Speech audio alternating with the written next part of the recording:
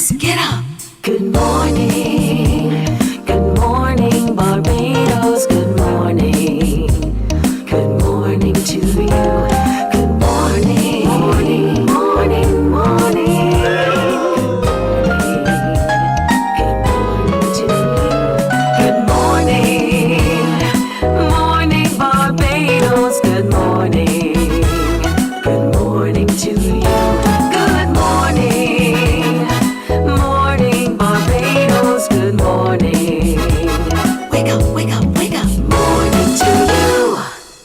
Indeed, good morning to you indeed, and welcome to Monday the 21st of July 2025. I am Pearson Bowen. It is wonderful always having you company.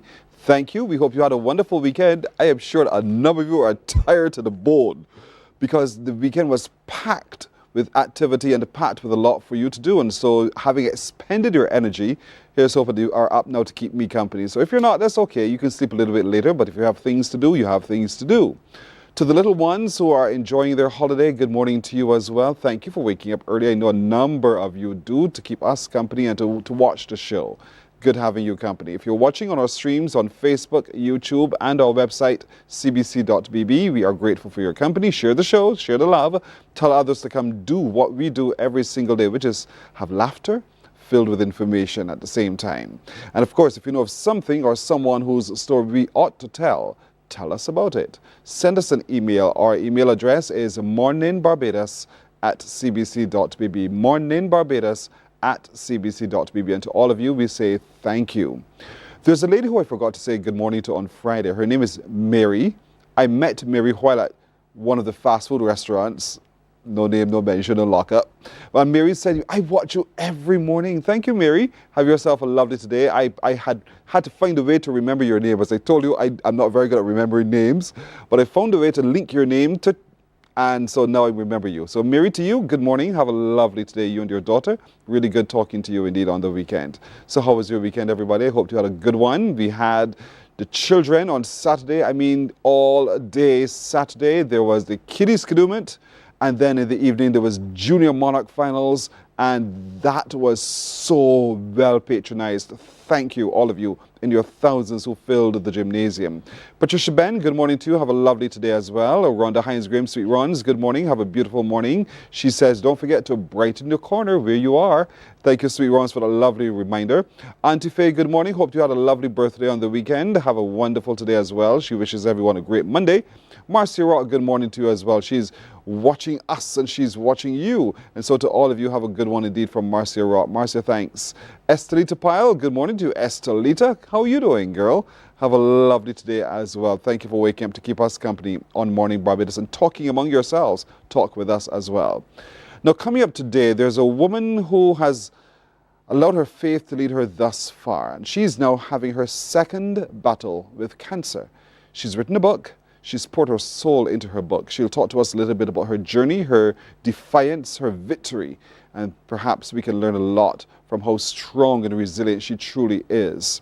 Lights, camera, fashion. CariFesta 15 is about to happen here in Barbados. There's a fashion component to CariFesta 15.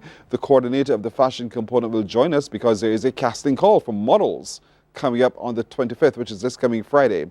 I'm too short. But had I been taller, boy, would I be there strutting on the catwalk. But we'll talk to Candy Nichols in just a little bit about what to expect for the fashion segment of CariFesta 2025. Pearson, you're almost a decade late. The Barbados Cadet Corps are at work in their community. They're joining us this morning. We'll want to hear from them about what that organization means to the development of our young people. And we'll also hear from some of the cadets themselves about how it has developed them. What are some of the pathways, career-wise, that they've been able to explore from the Cadet Corps. The Barbados Cancer Society has embarked upon another fundraiser. This time they're taking us into St. Andrew for a hike. The details you will get today. But I want to get started this morning now at 5.5 minutes after 6 o'clock by heading to St. Philip for Sugar. It is sweet, sweet for so in the parish of St. Philip. And joining me this morning as we look further into the activities and review in some instances as well, and just what regathering in St. Philip in this month of July means, Senator John King, who is, as you know, the leader of the Secretariat for Regathering. Senator King, good morning. Good morning. Good morning, Pearson. Good morning, Barbados. From now on, it's John. Yes, it is, for sure. Good. Without a doubt. Without a doubt. It has been a sweet month so far. It has been. You couldn't ask for anything better. You know, Regathering continues to unearth a lot of unknowns, Yes. you know, so to Yes. speak. So one of the things that has come out of it so far is, I believe, the use of the East Point Lighthouse area as a place for a venue. Yes. They kicked off their celebrations, and there's a lot of, how should I say, private things that are going on, so that their calendar is packed, you know. Yep. They kicked it off with a pan by the cliffside. It was amazing, Pearson. I mean, people came from all over the island. I guess they were intrigued as to, you know, same thing we had in St. Lucie Yes. with the reuse of Archer's Bay. Yes. And so it was a fantastic evening from start to finish. Everyone left there thoroughly charged. And one of the most important things is that Purple Power is alive. You know, this is where you see people actually embrace the idea of the color. So Yes. I mean, all across St. Philip now, you're seeing these purple T-shirts. Yep. You're seeing people, you know, coming out in the colors. So that is wonderful. And they had a fantastic church service to kick off. You know how we kick off things. It was so well put together. And again, we had the opportunity to see a combination of voices from different churches Yes. and that sort of stuff. And that was, again, another really good thing. So I really have to commend the parish organizing committee for the ideas that they've come up with and for how they've been executed so far. Talking about the private things that have been happening, there was a movie night over the weekend. I couldn't stop there because I tried to touch so many different places, but it was packed to capacity with persons. In fact, my phone was lighting up from the day in front with people asking me, where exactly is this location? Yes. So again, people from not only just across St. And that was a Renee's Hideaway. Yeah, Yes, people from all over were there for that. Yesterday we were at the wonderful Foul Bay. Yes. And that I wanted to get to. let me tell you. Redone. Yeah. If you haven't been there in a while, You have need to go go. there now. You have to go and see it. And this is what Regathering is all about. Yeah. Getting things, getting things done. It was a wonderful evening. People were there just enjoying themselves. Number of tourists passed through and were very well fed by locals. So when you see things like that, that's what Barbadians do. We entertain and we do things. Health checks, you got the partying, you got liming and all of that, but health is very important. And so across the parish, there have been a number of health fairs. Like I said, some private, some put on by the POC themselves. Those have been, again, very strongly supported by persons. So a lot of good information in terms of, where's your status with your blood pressure and all of these kind of things. Yeah, so that's been going really, really well. I like the greening initiative that they've been doing in the schools. That's right. Which they did say to us that it's going to be a legacy project because they intend to keep this up. Keep it going. And I'm really looking forward to seeing more persons coming out of the communities and picking that up and doing, keeping those things going. And especially when you start with your little ones, it becomes part of the culture for them. Then you don't have to worry. They will be the ones who will pass it on to the next generation, understanding how our lives are intertwined with the environment and how do we protect the environment so that it sustains us as we move forward. So a lot of things have come together in St. Philip, which I'm very proud to say have been really well supported by the people of St. Philip. You could feel that community spirit coming back. So that is that again, I'd like to thank all of the persons who have been, going to every single event. You had a wonderful cricket match. Two nights ago. Who won, the Thurston Payne or Williams? Thurston Payne. Thurston Payne. So that was good. St. Gatherin. Yeah. it was that, and again, you saw families coming out. Yes. You know, the little ones, grannies, everybody. So, Regathering continues to gather people. It continues to unearth a lot of things. And what I wanted to also do is to give a good shout out to the companies, which in this term we call them the local companies within the parish, who themselves have been putting on all kinds of shop lines and domino games, and those have been again well attended, and so we're very happy with where we are. When we look at the overall mission of Regathering, I think from the beginning of the year, St. Lucie would have set us on a wonderful track, and each parish has shown us their own uniqueness. In some instances, I continue to speak about this, their own languages. Yes. And so as we go through that, and then their history. So for St. Philip coming up, we know they have the Standpipe Stories, along with another movie night which will be put on by the National Library Service. That's to come up. Their marquee has been changed in terms of the timing. It was supposed to be on the 26th. It's now going to be on the 27th. We'll be going to King George Park for that. I think the theme for that one is going to be Bag and Friends. Aye. So it could be Bag Your Friends and Come. Red Plastic Bag and his friends. So that promises to be a wonderful. I mean, the whole of Barbados knows legendary what St. Philip has been able to produce when it comes to your culture and calypso and stuff. So we're looking forward to that. But all in all, I must say a big shout out to the whole of Barbados, because at every event that I've had the opportunity to attend, you see X cars, A cars, O cars. People are coming from all over and enjoying it. And I think that if we keep this going, hopefully, you know, we can schedule it in years to come. This could only move from strength to strength. And the communities themselves are becoming closer. And we're discovering new spaces and new places. Yes. And we're having the legacy of new places being revamped and redeveloped as well. So Pearson. that's the beauty, the long-term benefit from all this as well. The long-term benefits of it. I have not met a parish for who the church was in such demand. The minute the people saw the purple shirts of St. Philip, the phones lit up. Where can we get a shirt?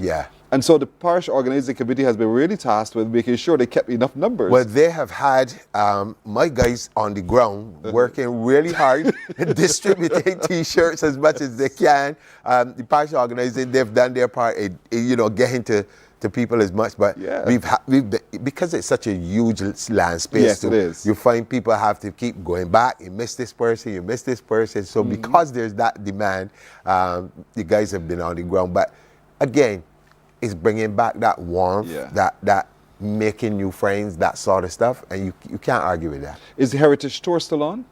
Heritage Tour is still on. What is happening is that there is a consideration, and hopefully we will have a resolution on that by the end of today, as if to put the Heritage Tour into the marquee event, just like how they did with St. Thomas. And so everything will happen on the 27th. If that doesn't happen, then I believe it's the 30th or the 31st that it would happen, but it is going to happen one way or the other. And we're really looking forward to it, because I know from conversing with the persons who are actually in charge of putting that on, that they've been across the length and breadth of St. Philip, gathering a lot of historical information to show people all these parts, these places of interest, and to also unearth again some stories that might have been lost or retranslated over the years.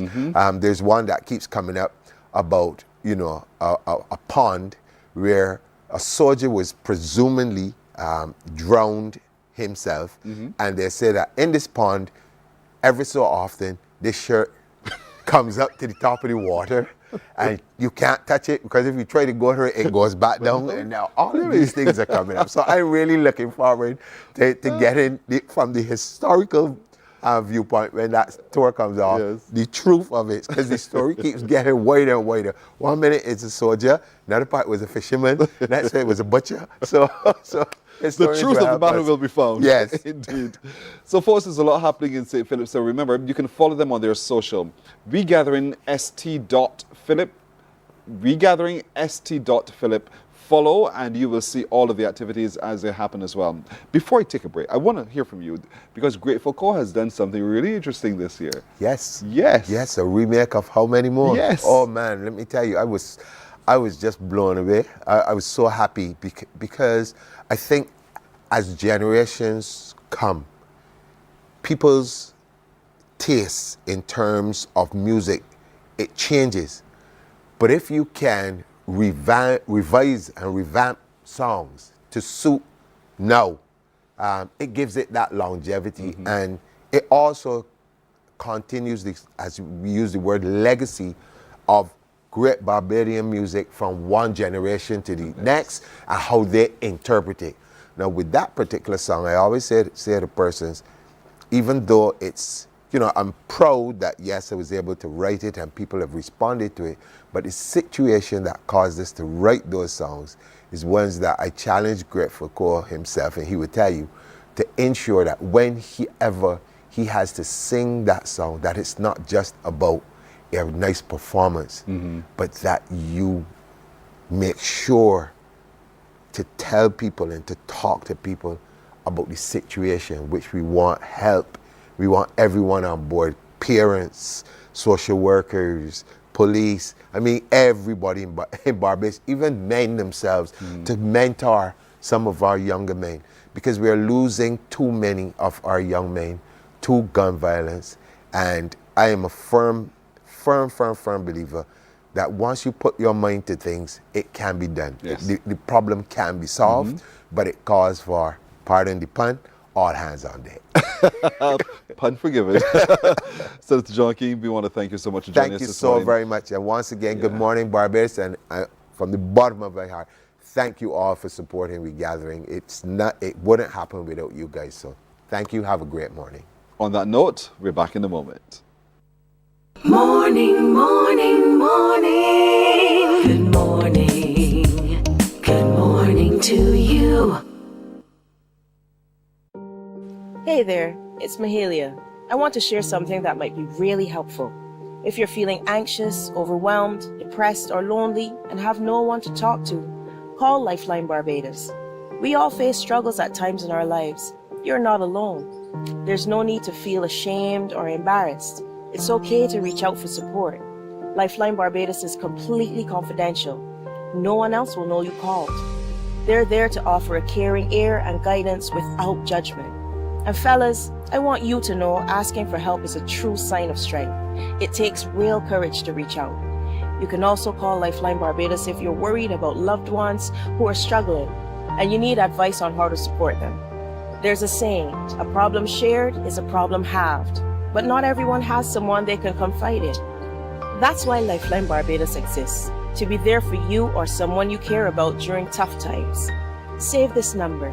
Lifeline Barbados is just a call away. Remember, you can reach out whenever you need to talk. There is a saying, you can find a Beijing anywhere. Are you a Beijing living abroad? Or do you know of one who has migrated to another country? Well, we at Mornin Barbados would love to have you or them on our Beijing Affair segment.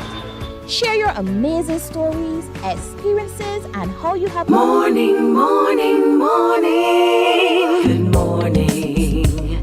Good morning to you. We're 19 and a half minutes now after 6 o'clock. Sean Sewell has written a book. Sean Sewell has not just written a book. Sean Sewell has written a book about her journey and her triumph and her resilience and her success. And perhaps Sean Sewell has written a book that will make a difference to one of you watching this morning. Sean Sewell joins me now. Good morning to you, Miss Sewell. Good morning, good morning, good morning. Greetings from Yorkton, Saskatchewan. Hi there, Pearson. How are you doing today? I'm doing well. How are you doing? I am doing pretty well. Thank you so much for asking. By God's grace, Amen. it's early here in Saskatchewan, Hmm. so it's like 4:20 right now. What? So this is not Well, my normal thank you for waking up hours. early to do so, to do this with us. I That's want to take you okay. back to just a moment. 2007, you felt a lump Right. in your neck. You could have simply done what we Caribbean people do because you were born in Jamaica, which is to apply some topical Yes. cream and it will go away and be happy with that. But your mind was unsettled enough that you wanted to know more about what's going on and you went to the doctor. And now the story Yes. begins. What happened? So it felt weird. Pretty much as I've always said, it felt like a golf ball. And I'm like, this doesn't feel normal. So I reached out to my doctor and I said to him, Dr. Williams, something is going on and I'm not sure what it is, but it doesn't feel right. So we did some test and he found out that it was a goiter. So I had to remove it and they removed the entire thyroid gland. And so that was the surgery. We had to remove the entire thyroid gland. So right now I am on levothyroxine for life. So that's a hormone imbalance medication. And so, hearing the news, in 2007, a young woman like you having her thyroid 42. removed, dealing with this, and what did you see about your mortality at that point? Oh my God. When I just found out, I actually I saw my funeral flash right across my face. Mm. My daughter was about 6 at the time, and I was shocked. I was like, cancer, me, so young, you know? I couldn't believe it. I really couldn't believe it. And I was like, oh my God, if I should die now, what would happen to JD? Who will take care of her from? I mean, I know my mom is there, but Yeah. all these questions came to mind, and it was really a horrible time for me. Hmm. But what helped was getting information about how to deal with it, because I just thought because I had cancer I was going to die. Yes, yes. Then getting the information to know that I can live through this made a difference. I'm trying to understand here now. You're in the doctor's office. It's been confirmed to be cancer. You're battling all of these thoughts in your head. And oftentimes, I could well imagine one retreats into oneself. You don't want to talk to anyone or tell anyone yet about it. Did you go through that? And at what point did you emerge from that to tell someone about your diagnosis? Um, you're partially right. Initially, I never wanted to share the information, but I couldn't deal with this alone. I had so much good support around me, family, friends. I I knew at some point I needed to share, and I did. And what was the response? What was the reaction? Oh my goodness, there were persons, even my aunt, she was crying, and some persons were, I mean, just as shocked as I was. But I had to tell them that, look, this is a time where I don't want you to be sad or crying. I kind of need to pull strength from you, right? So the sad face and the pity party really wasn't gonna work. Is that your personality overall, or is that a personality trait that you discovered as a consequence of the diagnosis? I've always been a bubbly person. Hmm. If I'm sad, you will know because I'm always laughing. So I wanted positivity, Yes. especially given that I learned that I will survive after the treatment. I'm not Hmm. dying. Hmm. You know what I mean? So that's generally me in a nutshell. So you were able then to refocus. Knowing, Yes, because of knowledge, you were empowered to be able to refocus and move exactly. on with your life. And thank your Creator, because you're a faith believer. And so thank your Creator I for am. sustaining you. But Exactly. then in 2015, what happened? Oh my God. This is eight That one years was later. heavy. 7, well, 22, yeah, 7, 8 years later. But that was a heavy one, because after dealing with thyroid cancer, I thought then, boy, this was it. But then when I heard the word cancer again, oh my God, that hit differently. I'm like, I fought this already. I won that one. Again? Oh my God, that was really heavy. That was really heavy. But again, I really had to lean on my people, and my support was amazing, from family to friends to work colleagues to even customers. They were there for me, and that made a lot of difference. What kinds of lifestyle changes have you had to make over the time? Well, I I tried to diet a little bit differently. Um, I think to me, I was overweight at the time, and I was probably consuming some things that I shouldn't have. I tried a little exercise, and my faith grew stronger. I became I was a believer, but I wasn't baptized.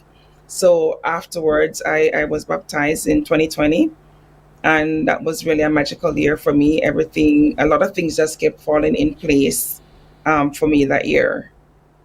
And so you took your whole experience and you've poured it into a book. You thought, let me just be cathartic here. I'll just tell it to the whole world. How was that process for you? All right, so I need to make a correction. So I went through thyroid cancer, breast cancer, and now I'm on battle number 3. So the book really is based on the first 2 battles. So that's the thyroid cancer and breast cancer. I really want to share my journey, and I want to be a channel of hope, a ray of hope to someone fighting, or someone who knows someone who is going through that same battle. It's by no means easy, and persons will look at me and say, oh my God, you're so positive. I'm not always positive. I'm human. There are times when I cry, but I always try to see the positive into whatever it is that is negative, right? Cancer is not a death sentence, and people need to understand that. We need to remove the stigma that's attached to cancer, right? It's not a death sentence. Knowledge is power. Get the information, be in the know, and find out how it is that you can get treated. I don't believe in rolling over and playing dead once you hear the word. I know that it's not easy, and it's by no means a walk in the park, but you gotta have faith. You have to, you gotta keep hope alive. And that is what I'm trying to do. I'm spreading the awareness and just, trying to let people know that, look here, you can make it. Just be positive. Take it one day at a time. You can make it. The book is called Twice Battled, Twice Victorious. And then you told me there is a number 3. How? Yes. I'm trying to understand, do you ask yourself, why me? The first time I did. But then I am reminded that sickness and diseases and afflictions, these are not of God. So it's not a case that God did this to me, right? So instead of asking, why me? Why not me? Yeah, why not? That's easier said. Why not me?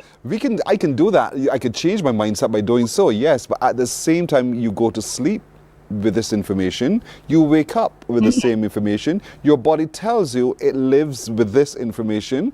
And you're asking yourself, why not me?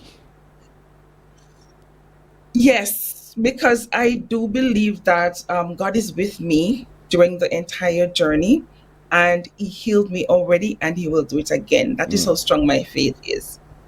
I can do all things through Christ who strengthens me. Philippians 4:13. That is like my mantra. I like it. We'll take a break here. We're going to come back with you, Sean, and talk some more about the book. where we can get the book and a whole lot more. I hope you're listening, folks, because there's a lot of inspiration coming from Sean Sewell. She'll rejoin us for further conversation in just a moment. Morning, morning, morning. Good morning. Good morning to you. There is a saying, you can find a Beijing anywhere. Are you a Beijing living abroad? Or do you know of one who has migrated to another country? Well, we at Mornin Barbados would love to have you or them on our Beijing Affair segment. Share your amazing stories, experiences, and how you have adapted to a new culture. Send us an email to morninbarbados@cbc.vb, and together we will travel the world.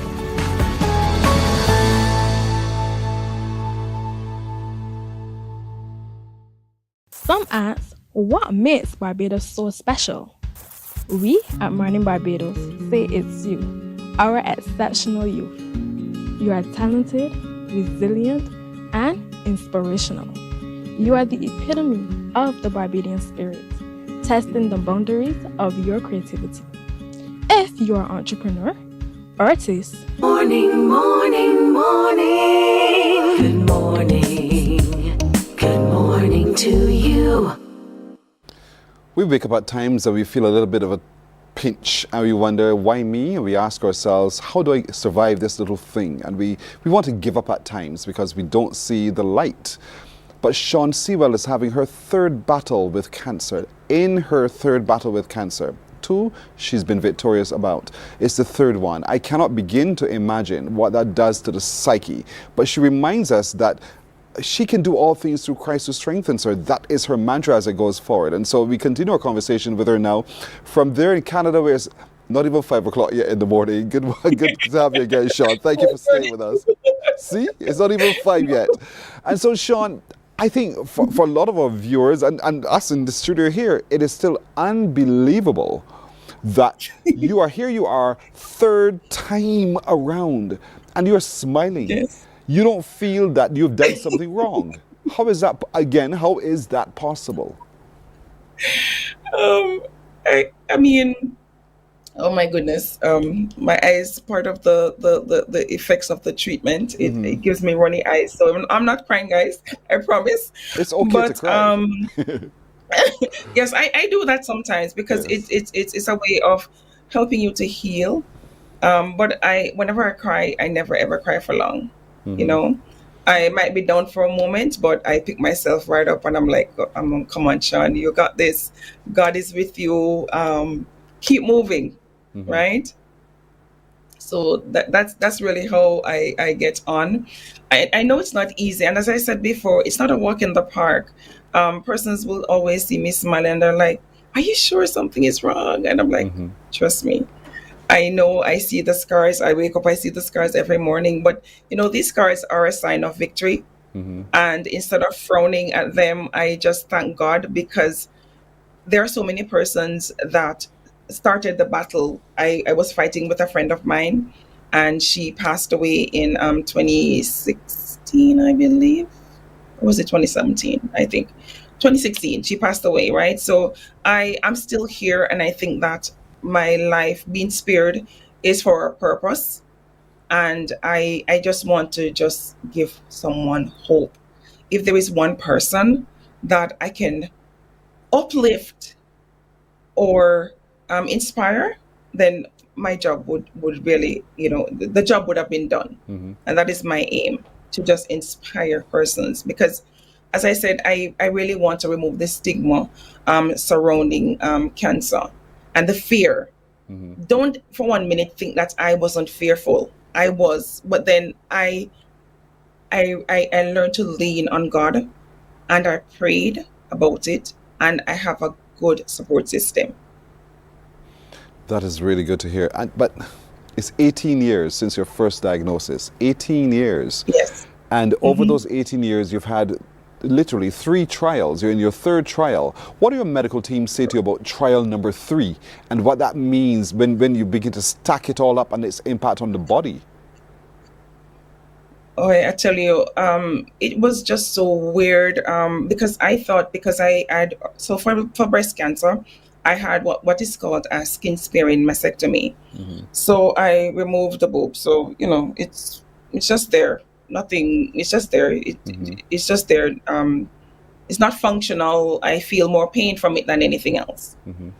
Um, when they told me it was a spread of breast cancer to the bones, I was like, say what? Spread? Did I not get rid of this already? You guys removed all the tissue from the breast, so why is there a spread? That that one hit me like a bolt from the blue. I wasn't expecting that. I was in remission for another 7 years, and I thought everything was well. Then when that hit, oh my God, it was devastating to say the least, because I just couldn't believe that I am going through this one more time. Yeah. I asked the oncologist, and when I sat in the office, first of all, she sent me to do the bone scan, and I was like, why do I need a bone scan? This is weird. So I read up on it, and I'm like, okay, fine. I went and I did it. Yes. In the office, on the day when I went for the result from her and to meet with her, she said, do you know why you're here? So I said, I'm not sure. I figure you're about to tell me. And then she asked me, do you have your support group with you? I'm like, I came on the shuttle bus. What support group are you referring to? Yes. Because most times I went for treatment alone. Yes. So I'm used to that. I'm okay with that. And when she gave me the information, oh my God, I cried for a little bit. And then I said to her, am I dying? And she said, no. And I wiped my tears. Okay. I was like, are you sure? She said, yes, there's treatment and whatnot. However, long term, but there is treatment. And my faith was renewed right then and there. And I said, Lord, thank you. I shouted out, thank you, Jesus. And I'm like, it is crazy. But my faith was renewed there. And then I said, Lord, thank you for one more chance. Thank you, thank you, thank you. And I've been on treatment for the last 2.5 years, thereabouts. And it is oral chemotherapy. It is really, really harsh. I don't know if you can see my hands. Yes, I do. Yes. Right. So that's one of the side effects. My face is also dark, if you notice. The difference between my neck and my face. My feet are the same, but the treatment seems to be working. And I'm just thankful to God for life. Every day I take on life in a new way. Where you normally put away stuff for special occasions, I no longer do that. I wear my new clothes even in the house, even if I'm not going anywhere. Wow. I try to, each day is a gift. And that is so important for persons to understand. Celebrate the small wins. It doesn't matter what it is, celebrate it. And that is how I have been living. That is so positive. And so the book is as positive as. And so you partnered with a Barbadian to help you write your memoir, basically. Yes, how did you discover each other? So I was having writer's block. I tried writing the book on my own, and I was getting nowhere, and I got frustrated. And one day, just like a casual conversation I was having with a friend, she's also in Barbados, and I said to her, I want to get my book out. She's also one of the persons who have been, encouraging me to get my story out there. And I said to her, I don't understand what is happening to me. I know exactly what happened and how I want to say it, but for some reason, I am just not getting to do this. And she said, don't worry, I'm going to get you someone who can help. And she put me on to Suzanne Durant. Oh my God, Suzanne is awesome. She helped me to chronicle my story just the way I wanted to. Right. And she's been amazing. She's my peer person. She is helping me to promote my book. She's just everything to me. And I just thank God for destiny helpers like herself. and also to my friend for putting me on to her, because they have allowed me to get my story out there in a in a different way. Yeah. And this is also something that I've always wanted to do. So it's a dream come true for me, and I'm so Wow. grateful. And it's so interesting that look at what caused you to help your dream come true. The fact that you're battling with cancer third time around. And so as someone who continues still to live with the treatments that you have to live with, but you're still volunteering within your community, you're still cooking and Oh, yes. baking and doing all the regular things. Yes. Is there anything Because that's so sweet. is there anything you've given up? But I'm no longer partying. I'm baptized. I'm no longer partying. I don't really eat chicken as much because of the hormones that's normally found in chicken. But now and again, I may have a small piece. But I do mainly fish. Mhm. I try to go to the gym. I'm not very rigid with my diet, because my doctor always say you do need all food groups the nutrients from all food Yes, groups. yes. So, but I try to eliminate certain things. They'll tell you, oh my God, when you have cancer, everybody's now a doctor. So they're telling you, oh, don't eat this, don't do, and I'm like, oh God, I am so overwhelmed with all of this. But I really try to minimize what I eat, and in stuff that I think that will trigger the cancer Yes. cells, like sugars and so forth. I mean, I do have a sweet tooth and I bake a lot, Mhm. but most times when I bake, I give them away. Wow. I like to share, and as you mentioned earlier, I do volunteer in my community, and I find it to be really peaceful. I look forward to it every single week. Mhm. I love sharing stuff with others, so I'll take it, or banana bread or whatever it is that I bake. I'll take it for church, or I share it with other persons. But that's just me. It's still busy as a bee. And the book is therefore called Twice Battled, Twice Victorious. And it's available in soft copy, as in online, and Yes, also available in hard right. copy. And look, look Yes, the on spelling of her name, ladies and gentlemen. Look, the spelling of her name. Watch it very carefully. Though I pronounce it Sean, look at how it's spelled. It is Sean. Yeah, I just Yes, want people to know how it's spelled. And so that's where you can find her. You see that beautiful smile? That's her.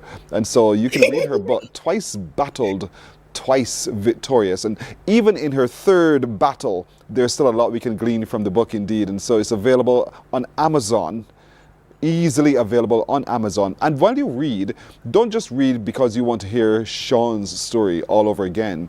But Yes. Sean's story is one of resilience. We all meet challenges at varying times in our lives. And sometimes we're looking for some little something that helps us reach to hold on to. Sean's story can help that. Your battle might not be cancer. Your battle might be relationships. Sean's story can help. It's called Twice Battled, Twice Victorious. And so there's a victor in each of you. Yes, please. Could I add that I also have a YouTube channel? So it's called Braving It with Sean. You probably can't see my T-shirt, but There it is now, that's what it says. yes. Braving It with Sean, Braving right? It with Sean. Yes. Right, that's the name of it. So for persons who want to get some more details on my story, I am on YouTube at Braving It with Sean, and also on my website. Oh wow, hi, I see that lifting you up. Oh, thank you so much. You're truly an inspiration. Thank you so much. I really appreciate that. My website is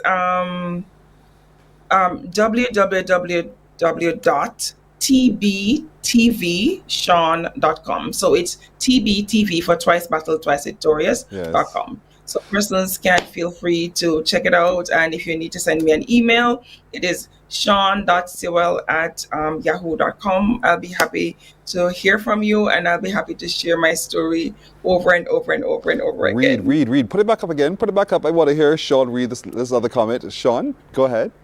Yes, you are doing all. Oh, yes, I am. To Christ who's strengthening you, Sean. Keep smiling. Yes, I will. And Thank you so much. Our viewers are sending positive support to you, Sean, indeed. And I we want love them it. now. I love it. I love it. Thank you. So much. So we And I want them do to have read the some book. friends. Thank you. I do have some friends there in Barbados. I used to work with CIBC First Caribbean, so all my Beijing friends are there. I don't know if anyone is viewing today, but I miss you guys so much. And thank you so much for your support. I remember going through my battle. My colleagues in Barbados, they were also instrumental in getting me the help that I need financially for my treatment and so forth. So I'm really thankful, and my heart is filled with gratitude. That's good to hear. Sean Sewell, thank you so much for joining us this morning from Canada. We wish you every blessing. But then again, you know where your blessings come from, who they come from. Amen. So because of that, you are a victor indeed. Thank you so much for joining us. Amen. Thank you so much, Pearson, for having me. It's been a pleasure. Have You're a very good day. welcome indeed. Likewise to you. Bye. Sean Sewell, the book is called Twice Battled, Twice Victorious. It's available on Amazon. There it is. That's what you will see. That's what you will buy. And in it, turn the pages, read the story, also read about yourself, because you will see your own challenges. You will see your own resilience. You will see the opportunities as a consequence of your faith. And so Sean redirects us to our faith. Thank you, Sean. We're back in just a moment. Morning, morning, morning. Good morning. Good morning to you. Some ask, what makes Barbados so special? We at Mornin Barbados say it's you, our exceptional youth. You are talented, resilient, and inspirational. You are the epitome of the Barbadian spirit, testing the boundaries of your creativity. If you are an entrepreneur, artist, baker, designer, author, or have done anything you think should be highlighted, email us at morninbarbados@cbc.bb. Let us show the world our exceptional Beijing youth. The Ministry of Youth Sports and Community Empowerment's Bridges television series is back. Join us every Wednesday at 8 p.m. with a repeat on Saturdays at 5:30 p.m. on CBC TV 8. Don't you miss it. Morning, morning, morning. Good morning. Good morning to you. 12 and a half minutes now to go to 7 o'clock. Time to have a little bit of fun with you folks. Time for you to give me a call. You thought I'd forgotten, right? Nah. 228-5562 or 228-5563. I have a scrambled word. I'll start there, and then, of course, I'll switch it up with a riddle as it goes along.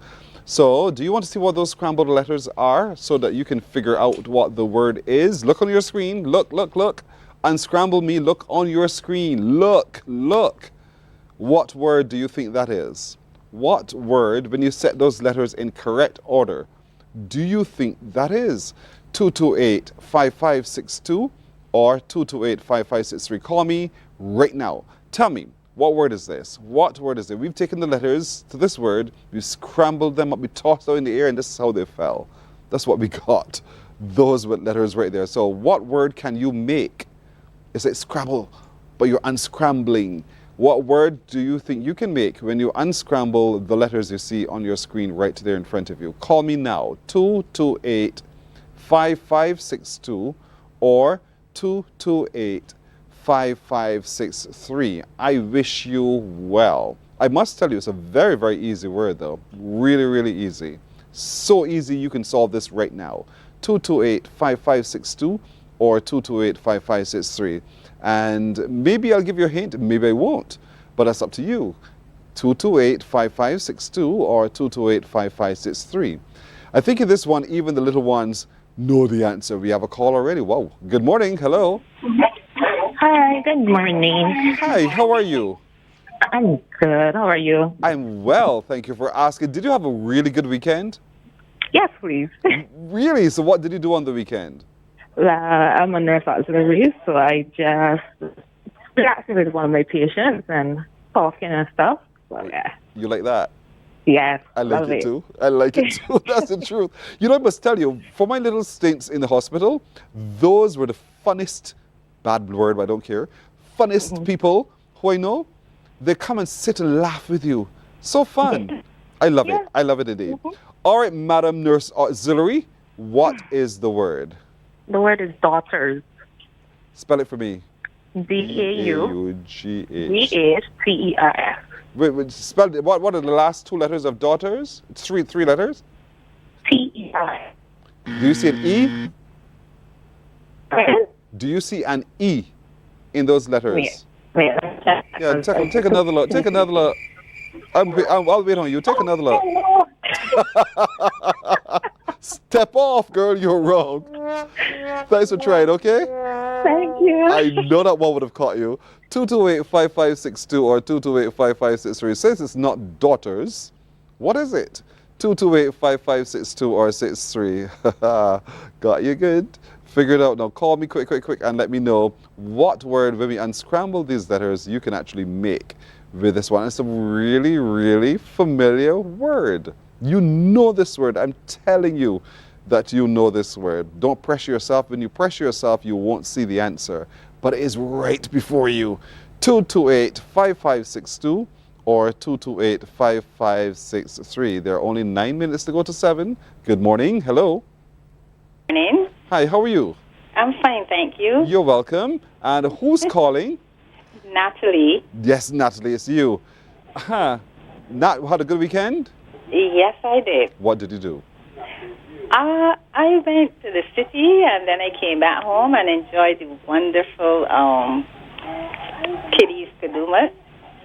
So you enjoyed your kiddies Kadument from home? Yes, I did. All right. And you went into the city to shop? Yes, I did. Fair enough. And then what happened on Sunday? You did not go to church. Yes, Pearson, I did not go to church. No, I did not. My mom wasn't feeling well, so I couldn't leave her. If you felt better, would you have gone to church? No, Pearson. Stop to me honestly. You know I'm right. You just weren't feeling churchy. Person. Yes, I'm a please. churchy person, but I haven't been in a while because of the same situation with my mom. See? So yes, Pearson, I am right. All right. What's the answer to the word? Draft. What word? Draft. Spell it. DRAUGTS. Spell it again. DRAUGHTS.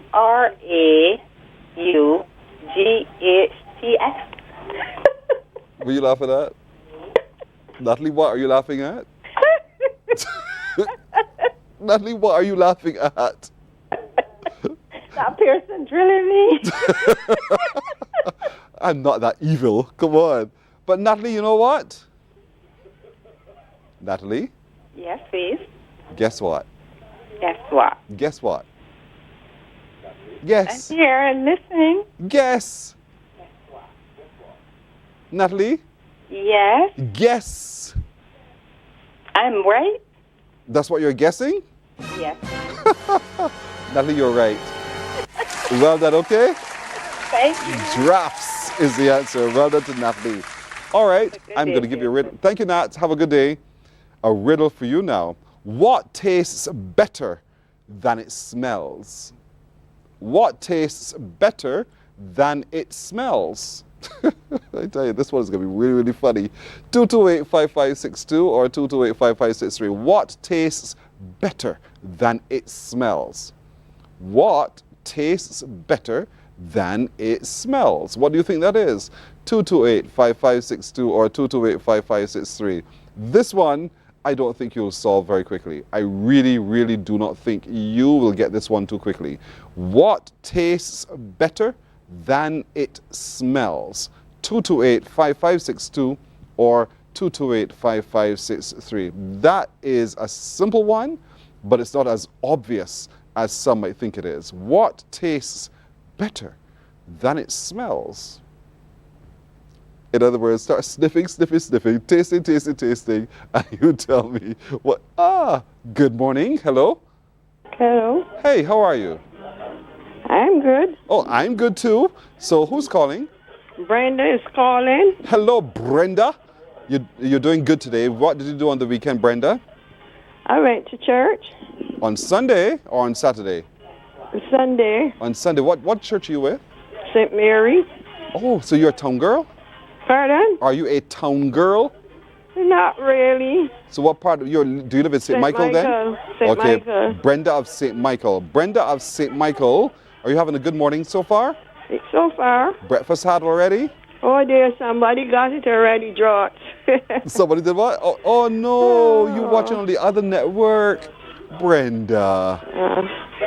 No, Brenda, I was asking a different question, but thank you for calling, all right? You're welcome. All right, Brens. Bye. Bye-bye. 228-5562 or 228-5563. What is up for the challenge right now is what tastes better than it smells? What tastes better than it smells? So remember, folks, if you want to stay on time and stay on track with us, there is MCTV. You can come and sign up. That way you don't miss a beat. You don't have to wait until Thy Kingdom come to catch up with what other people have already met and gone past. 228-5562 or 228-5563. What tastes better than it smells? What tastes better than it smells? I know this one is tough. I know it is tough. And good that it's tough. But I know you can solve this as well because you have the brains to do so. What tastes better than it smells? Would you like a hint? Would you like a hint? Is that a yes? Okay. This thing that I'm looking for, the answer I'm looking for, I'm actually using... Oh. Good morning. Hello. Good morning. Sir, how are you? I'm doing well, and yourself? Oh, I'm doing well, thanks. Who's calling again? Michael. Michael. Yes, Michael. Michael, you know the answer. Yes. I think you know the answer, Michael. What is the answer? Your tongue. Why do you say that, Michael? You taste with your tongue. Uh-huh. You smell with your nose. It tastes better than it smells. Yeah. Oh, I like the way you're thinking here. Because the tongue can't smell. Exactly. Because it doesn't have those things to pick up a smell. But that's the way you're thinking. Mm-hmm. Have you ever smelled your tongue? Answer me, Michael. No. Michael. No, I haven't. But other people may have, right? Are you still sticking to tongue, Michael? Yes, I'm still saying. I don't understand how you arrive at something like the tongue. How did you arrive at an answer like that? I just thought through it. You saw right through this question to say a tongue? Yeah. You couldn't think eyes or anything like that? No. Chicken foot? Nothing like that. Nothing so? The tongue. Pigtail? Yeah. I think you were about to share. You were about to share another clue which would make me know exactly that it is the tongue. What was I about to say? I'm not sure, but I think you were about to make me be sure that it's the tongue. I was giving too much of a hint. Yeah. Man, Michael, you're absolutely right. It is the tongue. Well done, Michael. How was your weekend, Michael? What did you do last weekend? Last weekend? Yeah. I was at a summer camp. Oh, you are one of the coordinators of a summer camp? No. You were one of the participants in the summer camp? I'm assisting with the camp. Where's my ass? So those young people you will have on your show shortly. I'm working with them. Oh, so you're working, you sure you're working with these young people that have to come up shortly? Yes, I'm positive. So you're working with the Girls Guides? No. You will have the Barbados Cadet tour on shortly. Michael?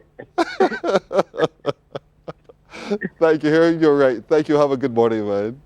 You as well. All right, Michael. Good man, indeed. Yeah. All right, folks. Oh, by the way, I forgot to tell you, and I would like to share this with you. This morning I came in, and my usual habit is having come onto the set and blah, blah, blah, is to go into the makeup room and then for them to apply the polish, because these lights here can be pretty harsh. But guess what? A 10-year-old made me up this morning. So what you see in front of you was done by a 10-year-old. You ready? Can we show? Her name is Melissa. You may have met Melissa some time ago, a couple of years ago, when I would have had her on as the artist. And being patient, and being very, very patient, they told me they have it to show, and there it is. There we are, sitting in the room. I am, and Joanna, who is really the makeup person, and little Melissa, with her fast self, is trying her level best to try to make me. I hate don't like to see myself at all. But nonetheless, that's me. And there we are. Can it speed up? It can't speed up anyway. And there she is. As we're doing so, we're talking. I was asking her about, her method of application and so forth, just giving her some trouble, just to make sure she does it right. And the girl has all the answers in the book ready for me. So that you'll see the transformation as it goes. How she went from her base, she took off the shine, then she applied her foundation, then which is what she's doing at the moment. And then she will apply the powder, and then she'll tell me I'm good to go. I think that's the powder part there. And then she brushes the gray hair. Right, good, Melissa. Well done. She was under the watchful eye of Joanna. There's Joanna, just making sure that she does it right and that all is well. And then we're having conversation. But anyhow, that's what happened this morning to me, and here I am. Not bad, right? Well done, Melissa. Well done indeed. All right, we're taking a break. We're back in a moment. Morning, morning, morning. Good morning. Good morning to you. God will not give you a job. God will not call you to do something and then not give you the capacity to have it, to make it happen. He will give you the resources. He'll give you the people. Not only will He equip you with ideas, but He will equip you with favor, as He did Nehemiah. Turn on the latest episode of Infinite Possibilities, only on CBC TV8, every Sunday at 1:30 p.m., sponsored by Covenant Life Teaching Center. Welcome to Nature's Discount, the ultimate health food store. At Nature's Discount, we have thousands of quality products at great prices. Hi guys, Dottie here with Nature's Discount, and today we are talking about Solar Ray Microbiome Probiotics and why you should be taking them. And we have well over 3,000 amazing products to help you get healthy. For your health tips, tune in to CBC TV8 every Monday, Tuesday, and Thursday for Nature's Discount, sponsored by Get Healthy Incorporated.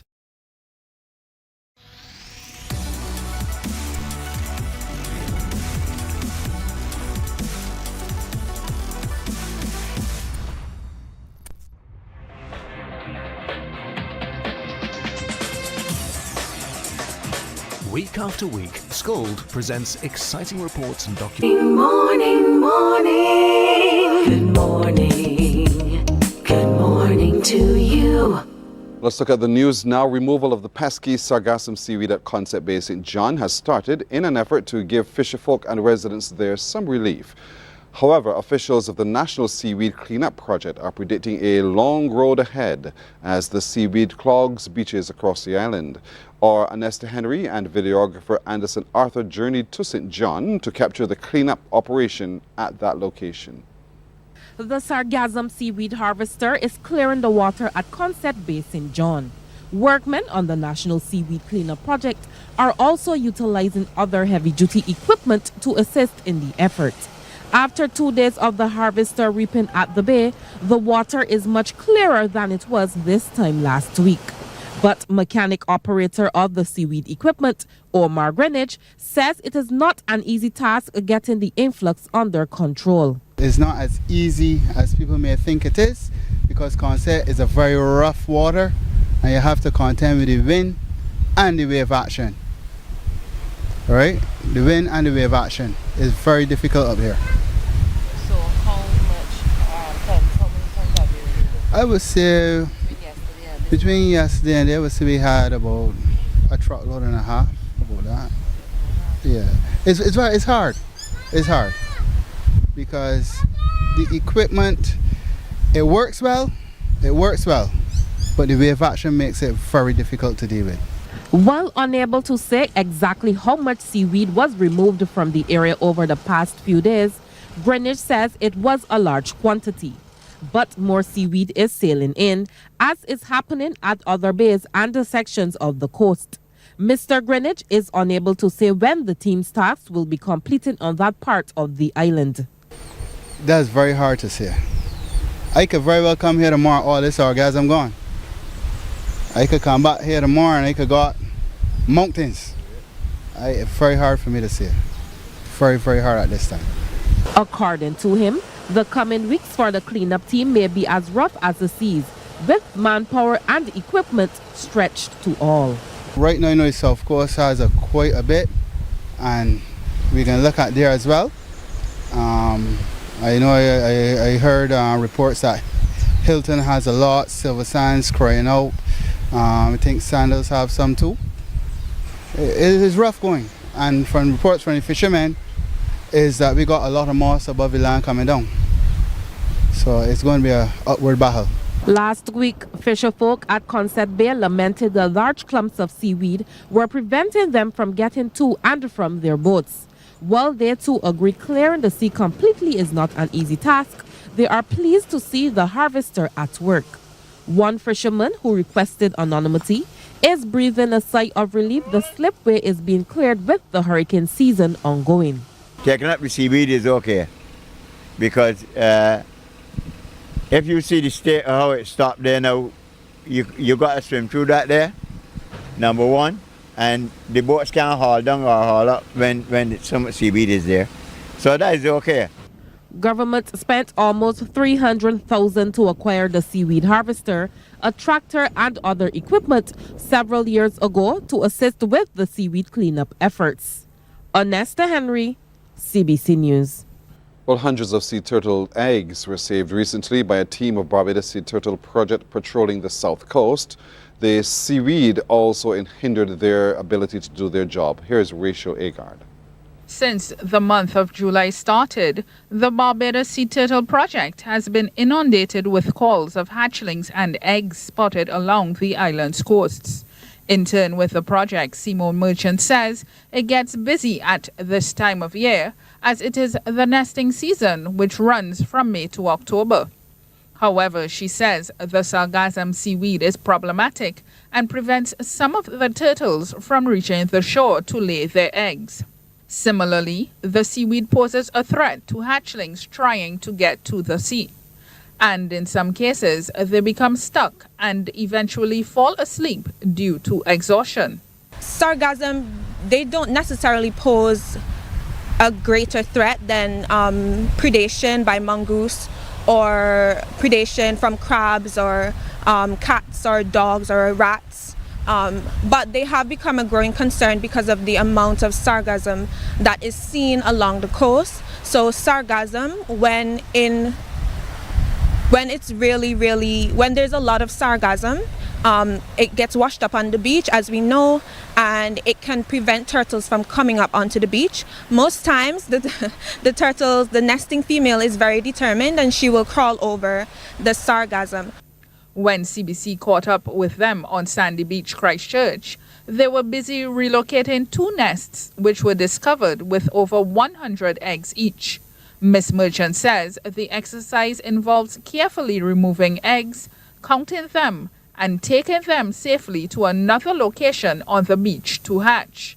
We dig a relocation hole. So the relocation hole is really supposed to be similar to the turtle when she comes up onto the beach and she digs her hole and lays her eggs. So we would dig it to around the same depth as a turtle nest is approximately, and would shape the egg chamber in such a way where the eggs sit comfortably, and then we'd cover the eggs over. We'll write up a nest stick with all of the information regarding these cases, the nests and how many eggs were in there and which interns were relocated this nest and the date that we estimate the eggs were laid and the date that we record these eggs. Ms. Merchant adds that during the nesting season, there is a lot of activity on the beaches, and she is urging beachgoers to contact them at 230-0142 to secure the eggs, hatchlings, or turtles. Rachel Agard, CBC News.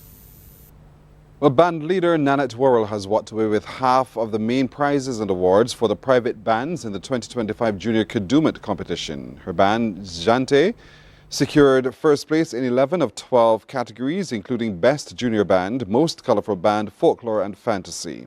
The National Library's Surface Top top 3 prizes. Among them, the BMA Brands of Barbados Award. The Fifth Element Band placed first in 2 categories.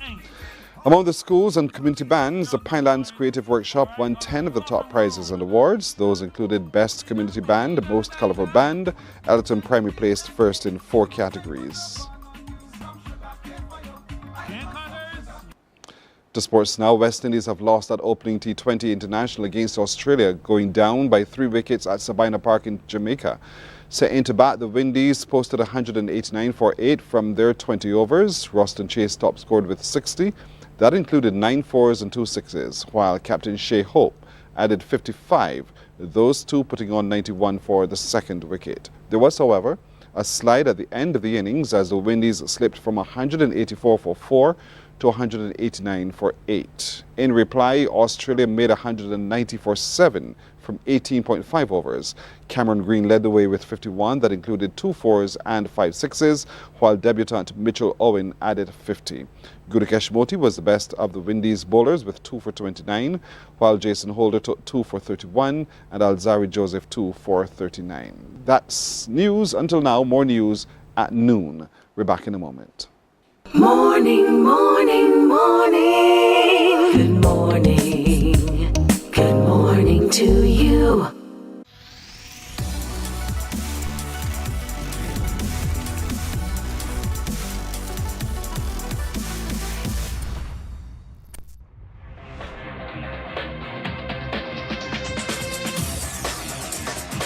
Week after week, Scold presents exciting reports and documentaries on the most varied topics of our time.